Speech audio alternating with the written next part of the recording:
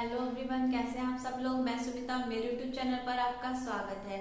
और आज मैं आपके लिए बहुत ही इम्पोर्टेंट टॉपिक लेकर आई हूँ, आदर्शवाद, जो कि हमारा UGC net education paper second के लिए बहुत ही इम्पोर्टेंट टॉपिक है। इसलिए वीडियो को पूरा देखिएगा, क्योंकि इसमें मैं आपको बहुत ही इम्पोर्टेंट चीजें बताऊंगी जिससे रिलेटेड हमारे एग्जाम में आता है, और आप उसको देख सकते हैं प्रीवियस ईयर के क्वेश्चन पेपर उठाकर। तो वीडियो को अंत तक देखिएगा। तो चलिए स्टार्ट करते हैं आज का टॉपिक, आदर्शवाद। देखिए, आदर्शवाद क्या है।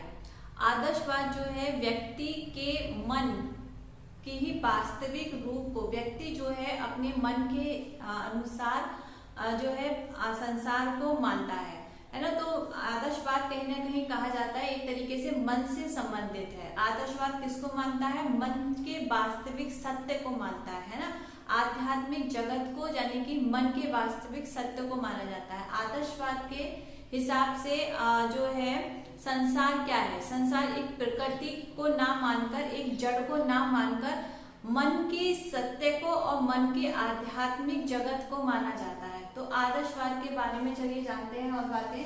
आदर्शवाद वह दर्शन है जो मन की प्रकृति को वास्तविकता मानता है, यानी कि हमारे मन में जो हम देखते हैं या जो चीज हम समझते हैं, हम अपने मन में उसको धारण करते हैं और उसी हिसाब से हम संसार को देखते हैं। कहने का मतलब हमारा नजरिया जो है, जैसे हम अपने मन में विचार लाते हैं, हमारे मन जिस चीज को सत्य मानता है वही चीज हम अपने संसार में उसी चीज को वास्तविकता मानते हैं, है ना। तो ये आदर्शवाद कहता है।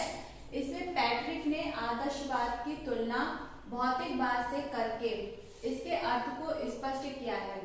पैट्रिक जो है उन्होंने क्या कहा है? उन्होंने आदर्शवाद की तुलना जो है भौतिकवाद से की है, और उन्होंने कहा है कि जिस प्रकार भौतिकवाद संसार का आधार पदार्थ में देखता है, जैसे कि भौतिकवाद यानी कि प्रकृति, उसका आधार क्या है? पदार्थ, है ना, उसमें देखता है, उसी प्रकार से आदर्शवाद संसार का आधार मन में देखता है। तो यानी कि हम अपने मन में जो भी विचार लाते हैं या संसार को जिस तरीके से हमने अपने मन में स्थापित किया है, तो वही सत्य, उसी सत्य को उसी रूप में हम देखते हैं। फॉर एग्जाम्पल, जैसे कि हम अपने मन में किसी एक पर्सन के लिए कोई विचार हमारे मन में है, ठीक है, अगर पॉजिटिव है तो या फिर निगेटिव है तो कहते हैं ना कि अगर हम किसी पर्सन के बारे में कोई विचार हमारे मन में है तो हमें वो पर्सन वैसा ही नजर आता है ना।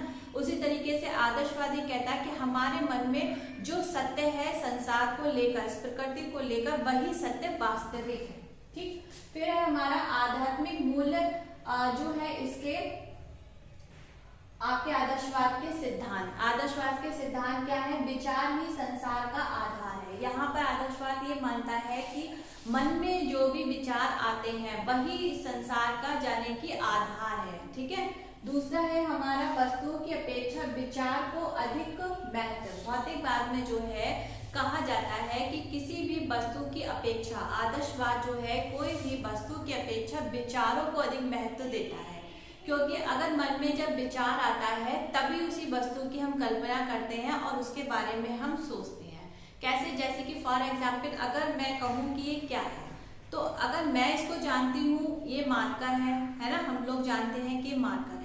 अगर हम किसी एक ऐसे पर्सन को दिखाएं जो ये ना जानता हो ये मार्कर है, ठीक है, तो क्या है, तो उसके मन में क्या आएगा? विचार आएगा, है ना, उस वस्तु के बारे में।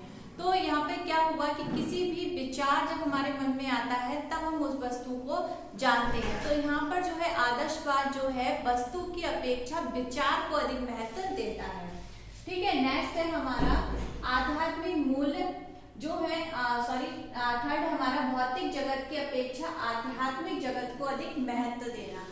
आदर्शवाद जो है वो भौतिक जगत यानी कि जो हमारा संसार है इसकी अपेक्षा आध्यात्मिक जगत को ज्यादा महत्व देता है।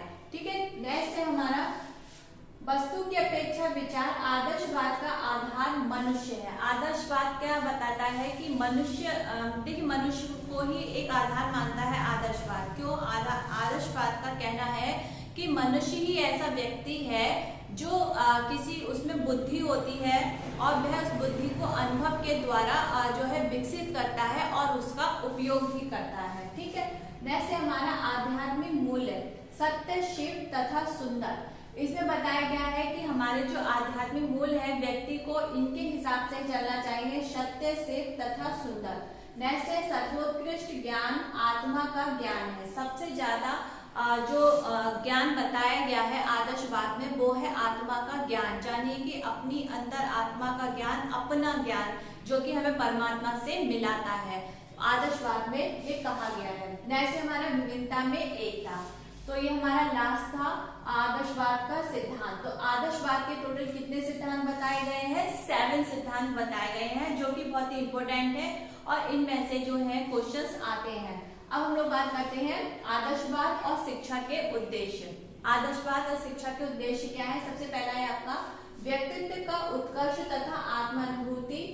इसमें जो है व्यक्ति को ऊंचा उठाना और व्यक्ति के अंदर सर्वोच्च शक्तियों को वास्तविक बनाना, ये इसका उद्देश्य होता है। दूसरा हमारा सांस्कृतिक विरासत की समृद्धि। तीसरा है हमारा अमर आदर्शों और मूल्यों की प्राप्ति। फोर्थ उद्देश्य है मनुष्य की मूल प्रवृत्ति का आध्यात्मिक प्रकृति में परिवर्तन करना।